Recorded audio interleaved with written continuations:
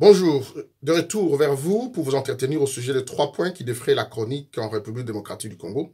Comme vous l'avez remarqué, l'attentat manqué contre Gilbert Rankonde, vice-premier ministre, ministre de l'Intérieur, qui était en mission dans les Hauts-Katanga à Lubumbashi.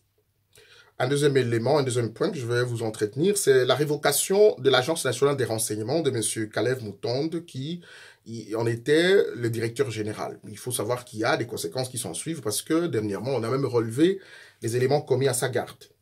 Un troisième élément important, c'est qu'il y a une cabale montée de toutes pièces par le FCC afin de discréditer la cellule de lutte contre la corruption mise en place par le président de la République, chef de l'État. Il faut savoir que je ne disculpe pas les personnalités nommées. S'il y a des faits qui échaient, ces personnes ne sont pas à l'abri de poursuites judiciaires s'il y a des faits avérés. Je reviens au premier point, l'attentat manqué contre le vice-premier ministre, ministre de l'Intérieur, Gilbert Rankonde à Lubumbashi.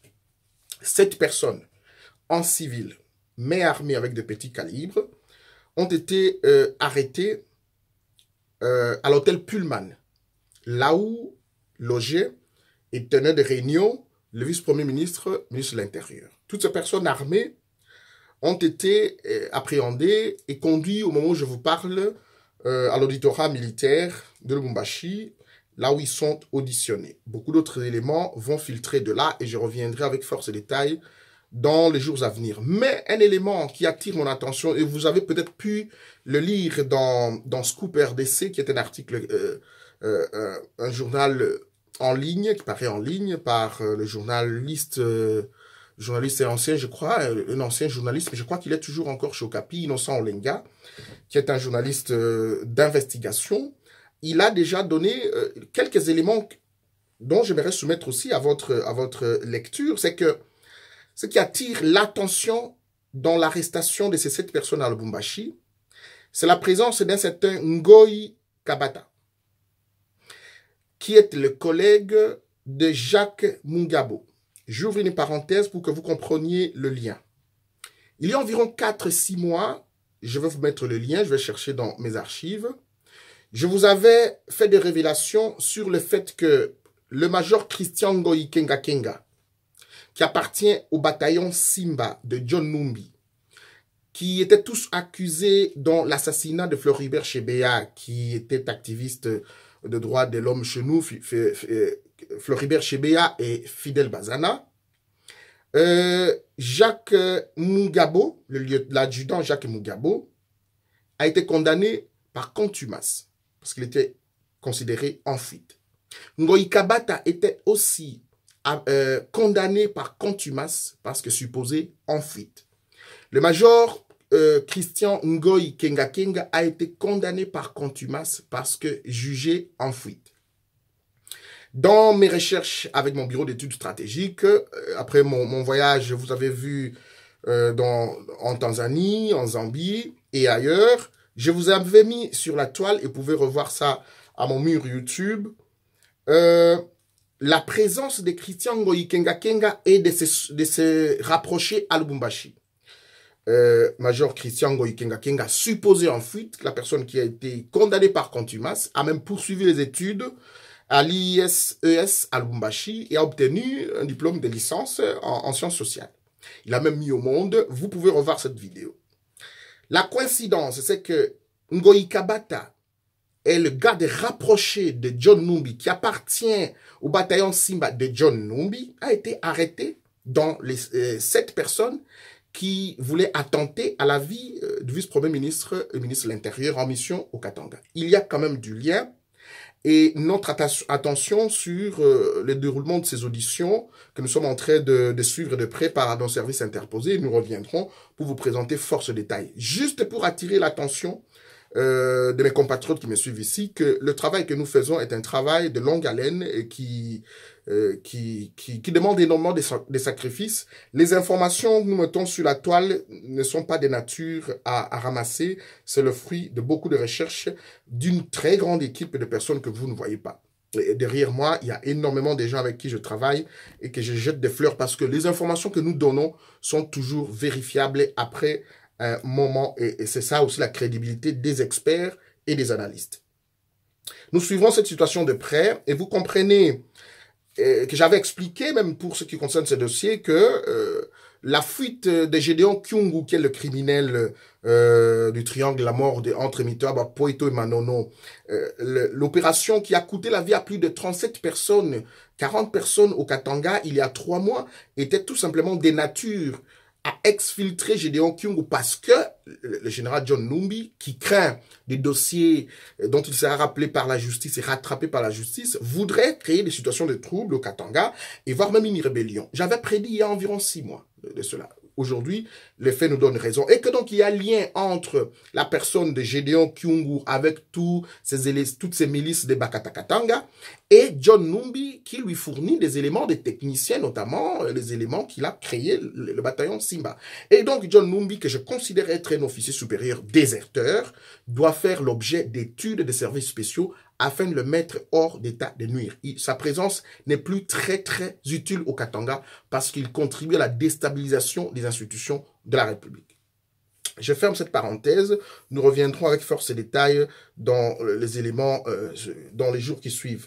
Je reviens au deuxième point que je vous avais promis. Il s'agit de la révocation de Kalev. Kalev était le directeur général de l'Agence nationale de renseignement. Il a été relevé de ses fonctions.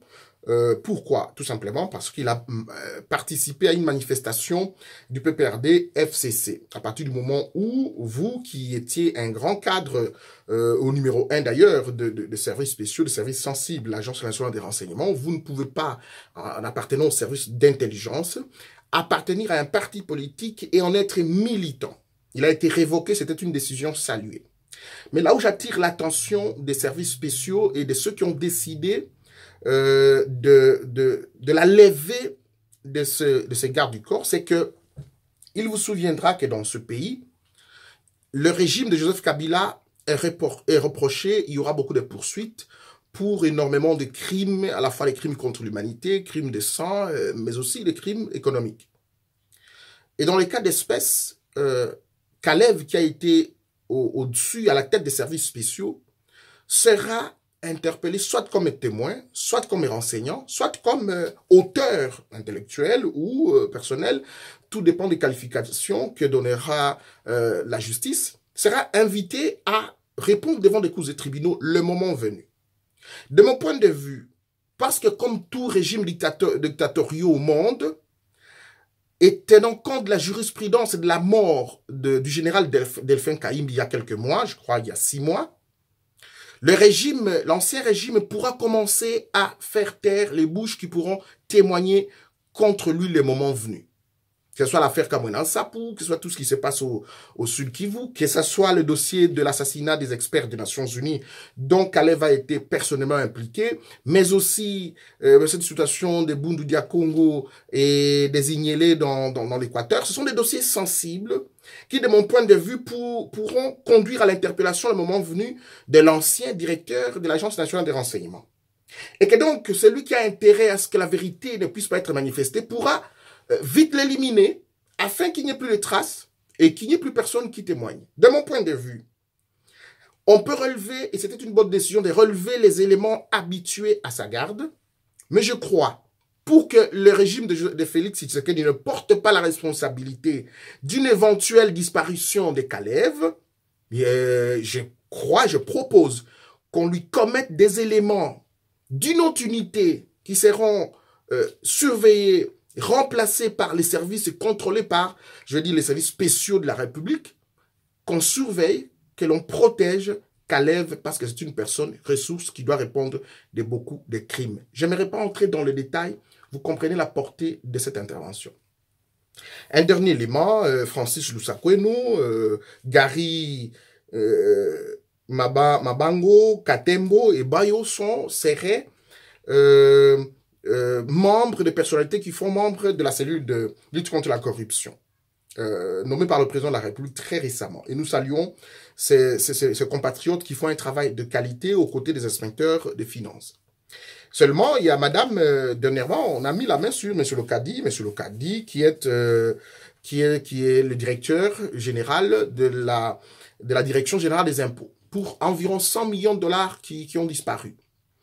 Et que donc, madame Madame, la femme de M. Lokadi, Madame Monga, attaque, je dis contre-attaque, et par une lettre ouverte adressée au chef de l'État et qui est apparue dans le journal en ligne, s'adresse au chef de l'État pour dénoncer une cellule mafieuse des gens qui sont commis dans la cellule de lutte contre la corruption parce que madame s'est considérée victime parcellaire ou d'un bien immobilier, etc. C'est un début d'une cabale montée par le FCC afin de discréditer et décrédibiliser l'agence de lutte contre la corruption. Aux uns et aux autres qui voudraient s'aventurer sur ce terrain-là, je dirais ceci. On luttera contre la corruption. Seulement, ceux qui sont commis pour la lutte contre la corruption ne sont pas à l'abri des accusations. Si vous avez un problème personnel, eux, ils poursuivent leur travail. Ils doivent rendre des comptes à la République. Mais si dans leur vie de chaque jour, de voisins, de chauffeurs, de ceci, de cela, ils peuvent commettre une infraction, l'une ou l'autre infraction, aller devant des cours et tribunaux. Il ne s'agit pas de faire intervenir la personne du chef de l'État. Le chef de l'État n'a rien à voir, il a nommé des gens, il attend, ils ont l'obligation de résultat, ils ont des moyens de la République pour faire le travail. Et que donc, Madame Monga répond tout simplement à la vraie mafia que le régime Kabila a installée pour faire la gabegie financière, les crimes économiques notamment, pour un individu qui fait disparaître 100 millions de dollars. Madame n'en fait pas mention, elle n'en fait pas mention du tout, mais parle contre-accuse des gens qui font leur travail. De mon point de vue, l'équipe de lutte contre la corruption doit savoir qu'ils ont le regard de tous les Congolais, mais aussi de l'ensemble de la communauté internationale qui attend voir cette lutte se mener sans répit. Et que donc, ils doivent être des gens irréprochables aussi, irréprochables, qui se contrôlent tous les jours dans ce qu'ils font dans leurs faits et gestes, parce que, effectivement, tous les Congolais le regardent. Mesdames, Messieurs, rendez-vous au prochain numéro.